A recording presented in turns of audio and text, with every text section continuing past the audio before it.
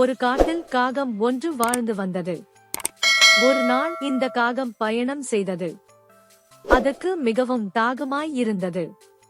அதனால் ஒரு இடத்துல நின்று தண்ணியை தேடியது. ஆனால் ஒன்றுமே கிடைக்கவில்லை. அதனால ரொம்ப பலவீனமா ஆயிடுச்சு. ஆனால் தன்னுடைய நம்பிக்கையை விடாமல் அந்த காட்டு முழுக்க தண்ணிய தேடி போனது. பறந்து கொண்டே தண்ணீர் தேடும் போது ஒரு வீட்டை கண்டுபிடித்தது காகம். அந்த வீட்டுக்குள்ள தண்ணீர் இருக்கும்னு நினைத்து காகம் அந்த வீட்டில் மேல் கூரையில் உட்கார்ந்தது. அந்த வீட்டுக்குள்ள ஒரு பானையை பார்த்தது. உடனே அந்த பானை கிட்ட பறந்து போய் பானைக்குள் பார்த்தது. ஆனால் பானைக்குள் ரொம்ப கொஞ்சம் தண்ணி தான் இருந்தது. தண்ணிய பார்த்ததும் காகம் ரொம்ப சந்தோஷப்பட்டது. ஆனால் தண்ணீர் ரொம்ப குறைவாக இருந்ததினால் காகத்தால தண்ணீரை குடிக்க முடியலை. ரொம்ப நேரத்துக்கு அப்புறம் காகத்துக்கு ஒரு யோசனை வந்தது.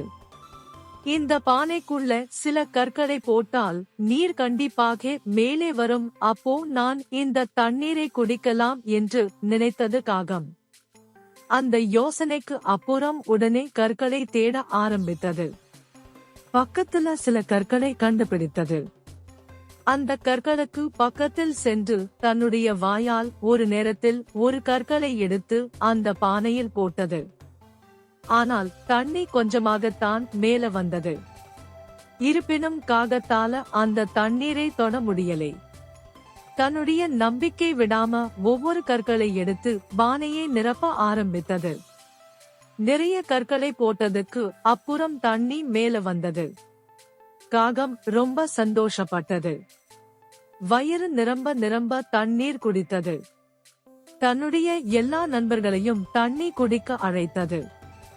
நிறைய பறவைகள் வந்து தண்ணீர் குடித்துவிட்டு காகத்துக்கு நன்றி சொல்லிட்டு பறந்து போனது.